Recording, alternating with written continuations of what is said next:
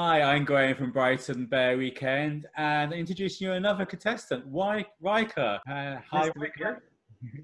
And he is available for you to vote now on www.brightonbearweekend.com. Here I am in Brighton. It's 11 o'clock on a Friday night when we're recording this. And Riker, where in the world are you? I'm in Maryland, United States, and it is 6 p.m. here and bright, sunny outside for 2 more hours. I can vouch for that because he just showed me his garden. He's got a lovely garden, by the way. So we're in lockdown over here. We have been for the last, God knows, 12 weeks, I think. Have you been in lockdown over there? Yes, that was something that I started preparing for in February, and people think I was nuts when I said that.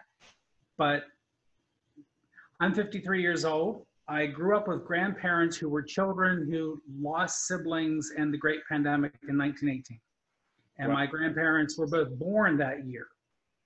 And my great-grandmother passed away in 2022 from the flu, leaving my grandmother at age 4. So we grew up hearing stories about that pandemic, not to scare us, but it's like, this is why you have to be prepared. Bad things happen. You know, grandparents who lived through World War II, saw Vietnam, saw the first atomic bomb, first man on the moon. And these are people who grew up with horse and buggy carriages that went off with RVs when they retired. So they've seen a tremendous amount. So I was preparing in February, and when we had that first death in Seattle, that was someone who had no contact with anybody, I'm like, that's community spread. And I used to work for a place that Dr. Fauci you see on TV. I used to work in his office years ago. So I went out and made sure I was ready to go. And on March 13th, Friday the 13th, I was teleworking, and I didn't leave the house that weekend. We did a test telework on Monday, and by the end of business on Monday, we were told we were not going anywhere. And you guys are still locked down too, aren't you? We're at different levels, and we are slowly coming out of it, but we're probably the worst in Europe, which is not very good. So are you still working from home then? Yes, and we will be for an indeterminate amount of time. And right now, that's a date that's been floated as October. And have you been staying in? Have you been very good? I've been pretty good. I really have to be pretty good because I have 2 pre-existing health issues that said, I don't want to die from something as simple as staying home and avoiding things like a casual hookup. So like, I have to go out to the bar and have drinks with my friends. It's like, no, this is serious. This is worse. This is the same thing as the AIDS epidemic that I saw when I was a teenager, that same mindset of, you got to take care of yourself and you got to be safe. And if safe means temporary isolation at 2-week intervals, that's what we do. And are the bars open over there? No. So they're not open over here yet. I don't expect to be for about another. No. We actually, in Washington, D.C., which is a few hours away, the D.C. Eagle was up for sale. Oh, okay. and no one was buying it. And with this pandemic hitting, they have officially closed their doors permanently. Wow. And another establishment in D.C., which is Ziegfeld's and Secrets. It's more the strip club type. Their lease was already up, and because of the pandemic, they said they were not reopening either. Once they shut down, and it wasn't going to be for a weekend, but for several weeks, they made the announcement they were not reopening because of their lease was expiring, and they can't get income to come in, so they're gone. The owners of the building sort of held on as long as they could, but it was found out that huge elevator in the back of the building they used at times was a one-of-a-kind, first ever of its type, only one still left in existence, and the building got declared a historic landmark. So it was not bulldozed. Oh, right. Okay, that's one way of saving your bar. They fixed it up. They picked it up off the ground and they moved it a half a block and along with some other buildings, and they set them in a new row and turned them into storefronts. But the Eagles still had to move out of town. Yeah. And then now it's gone. Happy hour, we would end up going to Bear Happy Hour because I didn't have to worry about competition because there's nobody there that wants him. And he doesn't want anybody that he sees there. And if he does see someone there who's really cute and trim and looking like his type, they're a chaser. And one very cute young guy did approach him and pet his little belly because he hasn't been running the way he used to run. And he said, he's really cute, but I need to start running again and lose this 20 pounds. I'm like, I didn't have to tell you you needed to lose a few pounds. Let a cute chaser tell you that, oh, you look perfect. You can be a little bigger. That's a great way to get a person who's typically athletic and slender to go back out and start running his half marathons. Oh, wow. You're a biker, aren't you? Yes. Don't just wear that. I have the Harley. This is my second one. The first one I bought when I was 15 and a half. It's legal to buy them at 15 and a half. I was, okay, so I was the fat kid growing up on a dairy farm who got paid what he was worth for the work he was doing. And in return, my parents said, you must buy your own shoes, your own blue jeans, sneakers, things like that. Classmates of mine, mom and dad bought everything for them. They never had an allowance. They didn't get to like earn. So you put in the hours, you hold on to that money, you do what you want to do, and you invest it well. I had a show cow. She no longer was productive on the farm. I had this picture of me at 15 smiling, standing next to my former show cow who can't get pregnant anymore.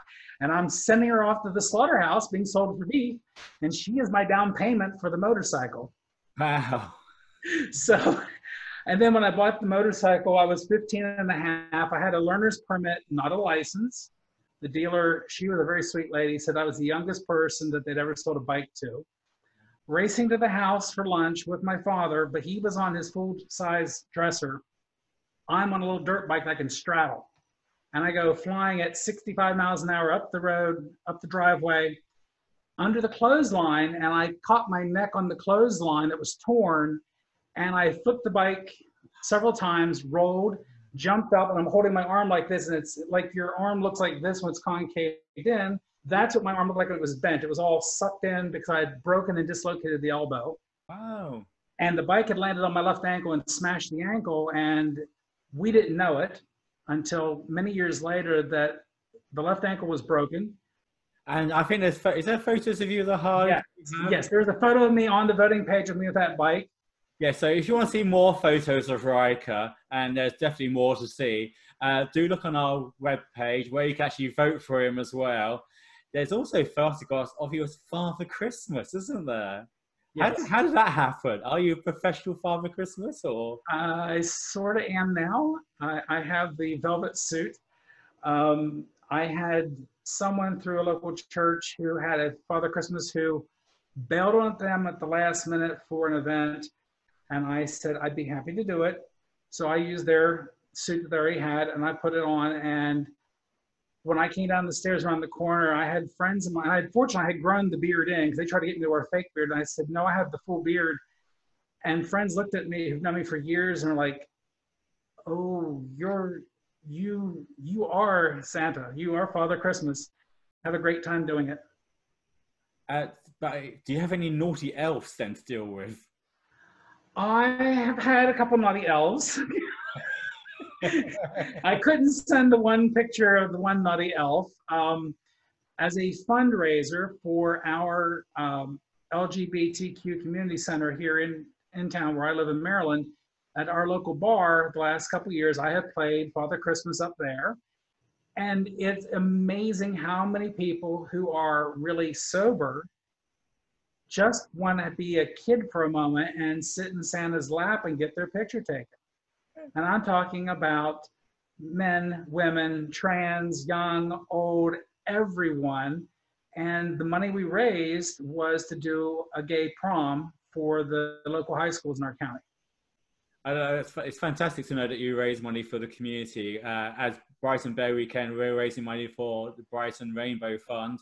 There is a donate button on our website, which is also by the voting page. So please give money. We're all volunteers, so we're not getting rich from this, but we're supporting the local LGBTQ plus community here in Brighton. Apparently, you're a home brewer.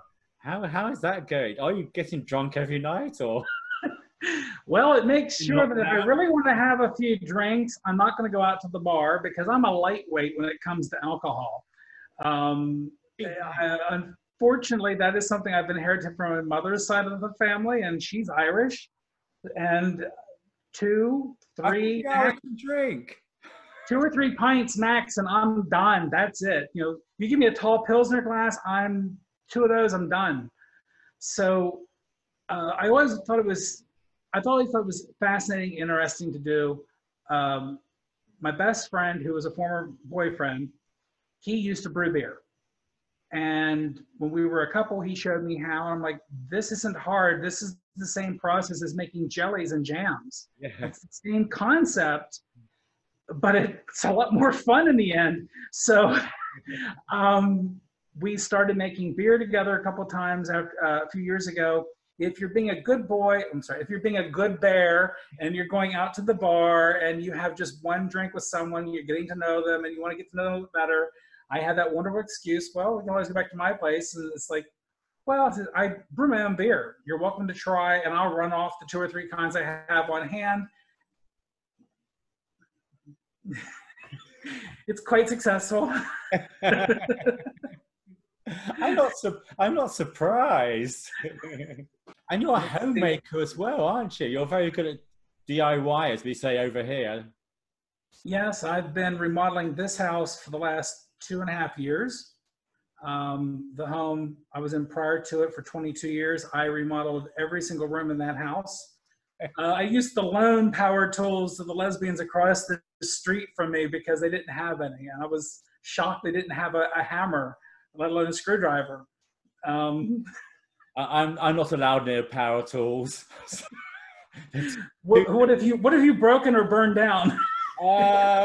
Nothing burnt down yet. There's parts of my body that have nearly disappeared. That's not good. You always want to start a project and end a project with the same number of appendages. Yeah, appendages that you start with. Yes. All 21. Okay, all 21.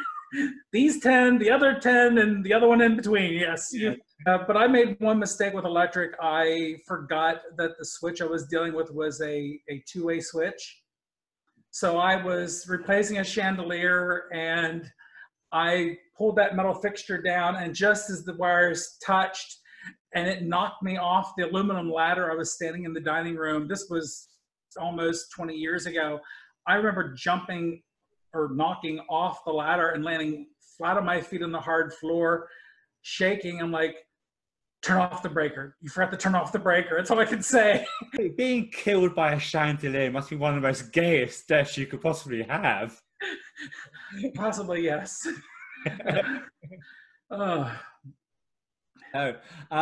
It's been great meeting you. It's been really fantastic. Just before I sign off and say goodbye to everybody, just say, do vote for Rika here. It's on www.brightonbearweekend.com. And do you want to say anything, Rika, to the people out there? If I win, I'll mail anybody whoever. Maybe if you find a way to do this, I'd be happy to mail that pink and white volleyball to anybody who might want it. Fantastic. I love that idea. I want to vote now. You have to go vote to see what I'm talking about. That's great. Thank you very much, Rika, and good luck in the competition. Thank you, Graham. You guys have a good evening. Have a good weekend. Be safe over there. Okay. Thank you. Thanks. Bye. Bye.